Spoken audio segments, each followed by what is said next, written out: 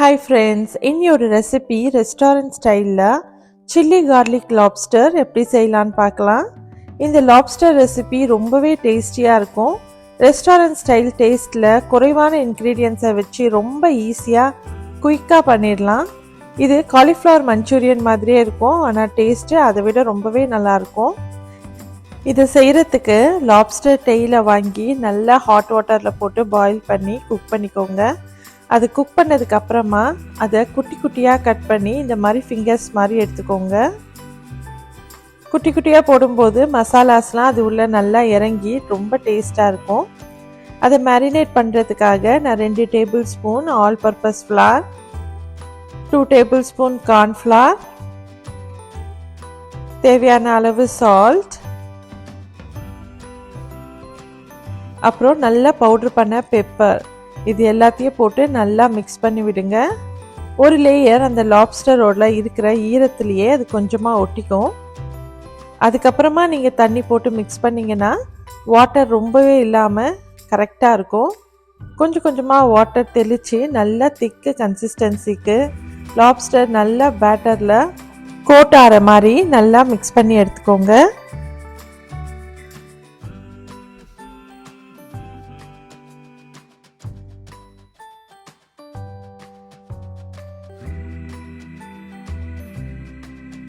இதை ஒரு 5 to 10 minutes நல்லா மேரினேட் பண்ணி வச்சிட்டிங்கன்னா இதோட பெப்பர் ஸ்பைஸ் எல்லாம் லாப்ஸ்டரில் ஏறி ரொம்பவே நல்லாயிருக்கும்.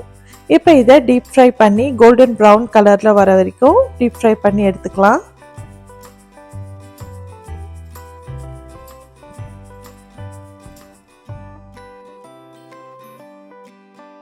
நல்லா மொறு மொறுன்னு வெளியே கிறிஸ்பியாக கோல்டன் ஃப்ரை ஆனதும் இது அப்படியே கூட நீங்கள் பசங்களுக்கு கொடுக்கலாம். ரொம்பவே நல்லாயிருக்கும், பக்கோடா மாதிரி.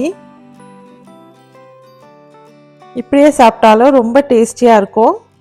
இப்போ நெக்ஸ்ட்டு நம்ம இந்த சில்லி கார்லிக் ஓட கிரேவி எப்படி செய்யறதுன்னு பார்க்கலாம். இதுக்கு கொஞ்சமாக ஆயில் போட்டு அதில் நல்லா சாப் பண்ண கார்லிக் சேர்த்துக்கோங்க. நான் இன்னைக்கு 3லேருந்து 4 கார்லிக் எடுத்திருக்கேன். அது கூட க்ரீன் சில்லிஸ்,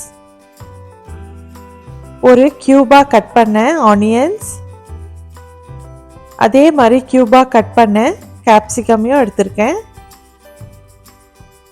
அது கூட கொஞ்சமாக சால்ட் சேர்த்து நல்லா சாட்டே பண்ணுங்க.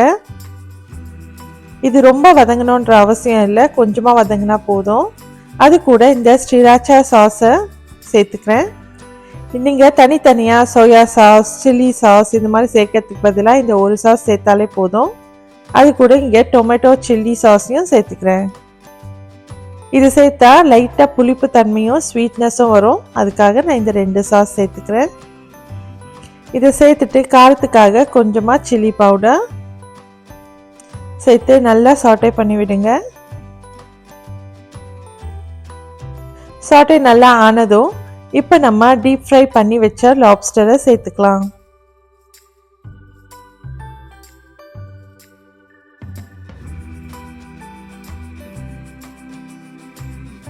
ஒரு 2 நிமிஷம் நல்லா வதங்கினதும் அது கூட கார்ன்ஸ்டார்ச், வெறும் கார்ன்ஃப்ளாரை வாட்டரில் மிக்ஸ் பண்ணி வச்சுருக்கேன். கார்ன்ஸ்டார்ச்சை கடைசியாக சேர்க்கும் போது மசாலா ரொம்ப டேஸ்டியாக இருக்கும், எல்லாமே அதில் ஒட்டி நல்லாவே இருக்கும். இதை ட்ரை பண்ணி பாருங்கள். அது கூட கடைசியாக கொஞ்சமாக காரத்துக்கு பெப்பர் பவுடர், கார்னிஷ் பண்ணுறதுக்காக கொரியாண்டர் லீவ்ஸ். இவ்வளோதான் சில்லி கார்லிக் லாப்ஸ்டர் ரெடி. இதை உங்கள் வீட்டில் ட்ரை பண்ணி பார்த்து எப்படி இருந்ததுன்றதை கமெண்ட் பாக்ஸில் கமெண்ட் பண்ணுங்கள். இது மாதிரி ரொம்ப டேஸ்டியான ரெஸ்டாரண்ட் ஸ்டைல் டிஷ்ஷஸ் எல்லாமே இனிமேல் வீட்லேயே செய்யலாம். அதை தெரிஞ்சுக்க சிம்ப்ளி வனி சேனலை சப்ஸ்கிரைப் பண்ணுங்கள். தேங்க்ஸ் ஃபார் வாட்சிங்.